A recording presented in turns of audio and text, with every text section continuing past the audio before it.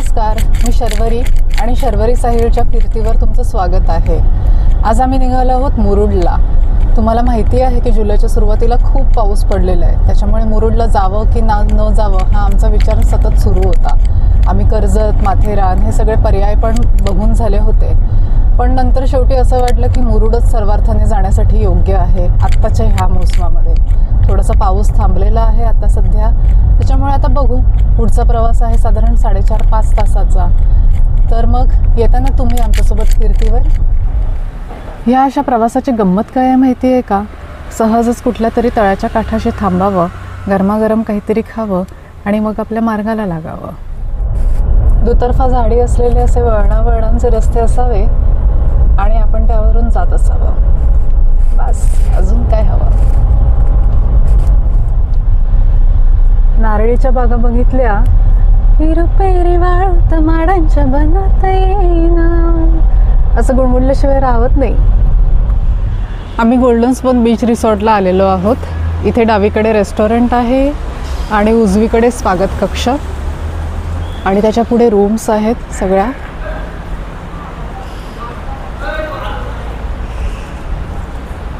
तुम्हाला मी आमची रूम जाऊन दाखवते.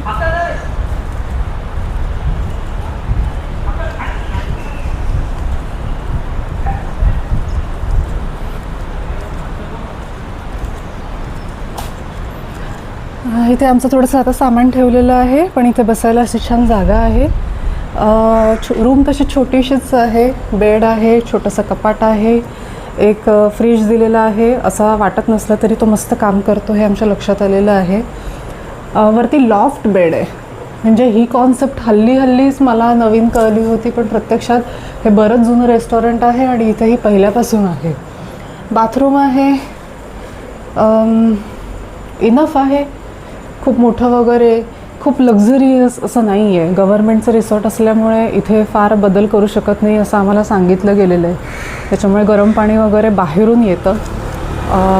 पण एकंदर वातावरण जर तुम्हाला छान हवं असेल तर ते मात्र रिसॉर्ट हे प्रोव्हाइड करतं. आता इथला सगळ्यात महत्त्वाचा विषय म्हणजे हे स्वॉर्म्स.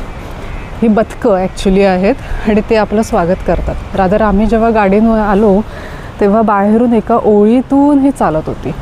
वर्षानुवर्ष इथे येणाऱ्या नवरोबांना कळलं लगेच की हे गोल्डन स्वॉन्सच आहे. मला अर्थातच प्रश्न पडला की हे रस्त्यातून काय चालत आहेत असे ओळीने अगदी. पण आम्ही लगेच मग रिसॉर्टमध्ये घुसलो. त्याच्यानंतर परत ओळीने आल्या. त्यांचं इथे खाणं पिणं मस्त चालतं. मी इथे एका काम करणाऱ्या व्यक्तीला विचारलं की हे चिडके आहेत की हात लावून देतात, तर त्यांनी सांगितलं की चिडके आहेत. तर नवरोबांनी तितक्यात लगेच सांगितलं मला की अख्खं घराणंच चिडकं आहे. त्याच्यामुळे त्यांच्या नादाला काही तशी फार मी लागत नाही आहे. इथून थोडंसं पुढे गेला, थोडंसं जर दिसत असेल तर समुद्र. अगदी 2 मिनटं चालत समुद्रावर जाता येतं.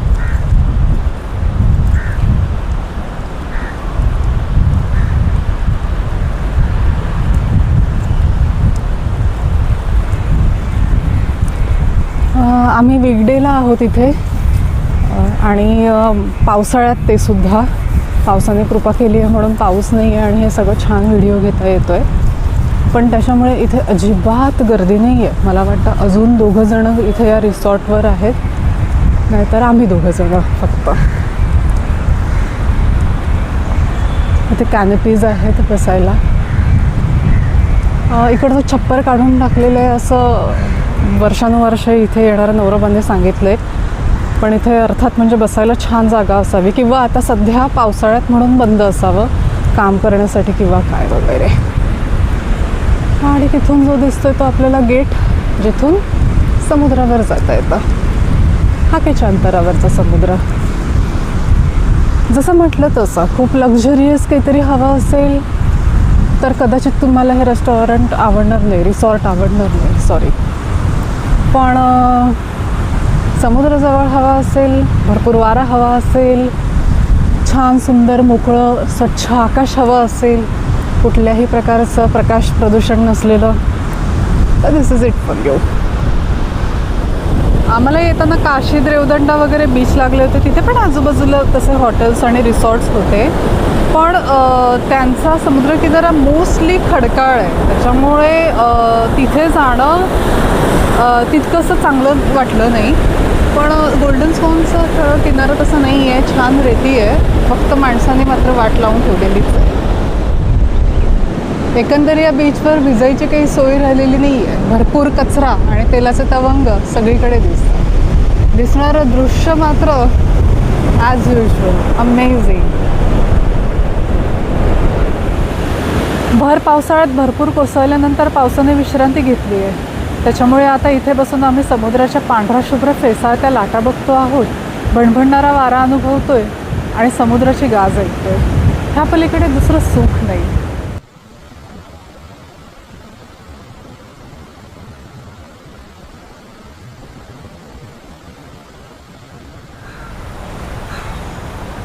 रिसॉर्टमध्ये अजून पाहुणे मुक्कामाला आलेले आहेत. सकाळ सकाळ आमचं स्वागत केलेलं आहे माकडांनी.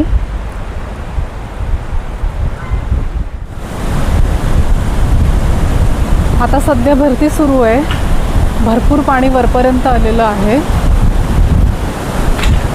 अगदी समोर तुम्हाला दिसत असेल तर तो आहे पद्मदुर्ग. एरवी इथून फेरीज सुरू असतात, पण सध्या पावसाळ्यामुळे सगळं काही बंद आहे. थोडंसं उजवीकडे बघितलं थोडंसं तुम्हाला कन्स्ट्रक्शन्स दिसेल. तो आहे इकडच्या नवाबाचा पॅलेस. सध्या तो प्रायव्हेट रेसिडेन्स म्हणून बंद आहे. या सी ब्रीज रेस्टॉरंटमध्ये आम्ही जेवायला आलेलो होतो. आता हा पण एरिया खूप मस्त आहे. तिकडे समोर रूम्स आहेत, पुढे समुद्र आहे, थोडासा खडकाळच आहे. ऑफ सीझन असल्यामुळे आता बऱ्याच गोष्टी बंद आहेत, पण तरीसुद्धा मला असं वाटतं की गर्दी नसलेलं जे वातावरण आहे ते मला आवडतं. दुपारी थोडा आराम करून मग आम्ही म्हटलं मुरुड जंजिरा बघायला जाऊया. गावामध्ये जुन्या नव्या पद्धतीच्या बांधकामांची सरमिसळ दिसते, पण गावाचं गाव पण टिकलेलं वाटतं. चरण्यासाठी गाईचे स्किल्स बघा. ह्याच्यावरून आठवलं, आता इथे नसतील, पण ह्या मालकीच्या गाई जशा चरायला सोडलेल्या आहेत तसे बहुतेक मालकीचे घोडे पण चरायला सोडत असतील असं वाटतं, कारण मध्ये मध्ये ते रस्त्यात भेटतात. हा महाराजांचा मुरुड जंजिरा. आता पावसाळ्यामुळे जाता तर येणार नाही आहे, पण बघूनसुद्धा भारी वाटतं. काही वर्षापूर्वी सिंधुदुर्गला गेलेली त्याची आठवण आली. त्यावेळेस संपूर्ण तटावरून जवळपास प्रदक्षिणाच घातली होती. काही ठिकाणी चालता येण्यासारखं नव्हतं म्हणूनच थांबले होते. तेव्हाचं वाटणं आणि आताचं वाटणं ह्यात तसं काही फार फरक नाही आहे. हॉटेलचा कर्मचारी वर्ग तर छान आहेच, त्याच्यामुळे आम्ही त्यांना असंच रिक्वेस्ट केली की गार्डनमध्ये टेबल मांडून जेवता येईल का, आणि त्यांनी ऐकलं. त्याच्यामुळे आम्ही इथे मस्तपैकी समुद्रासमोर बसून जेवतो आहोत. आम्ही आता इथून निघालेलो आहोत. आम्ही रूमच्या बाहेर निघाल्या रूमची साफसफाई करण्यासाठी स्टाफ लगेच आत गेलेला आहे. थोडंसं जीवावर येत आहे, पण आता घर देखील बोलावतं आहे. थोडीशी माझ्याकडून एक गडबड झाली. इथे नेहमी 24 तास गरम पाणी अवेलेबल असतं, फक्त आता मध्ये जो काही पाऊस झाला त्याच्यामुळे सध्या ती यंत्रणा बिघडलेली आहे. अदरवाईज इकडचा स्टे फार छान. दुतर्फा झाडी तर आहेत, पण भरपूर वटवृक्ष दिसत आहेत. हे बघून मला तर फार गंमत वाटते. एरवी मुंबईत कुठे बघायला मिळतात एवढे. मंगळवारची शाळा भरलेली आहे. हा आहे कर्नाळ्याचा सुळका. आमच्या परतीच्या प्रवासात आम्ही कर्नाळ्यापर्यंत पोचलो सुद्धा. 2 दिवसाची सुट्टी फार छान गेली.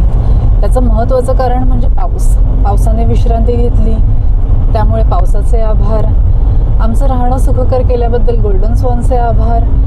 सुट्टीवर आणल्याबद्दल नवरोबांचे आभार. आणि हा व्हिडिओ इथपर्यंत बघितल्याबद्दल तुमचे आभार. धन्यवाद. Bye bye.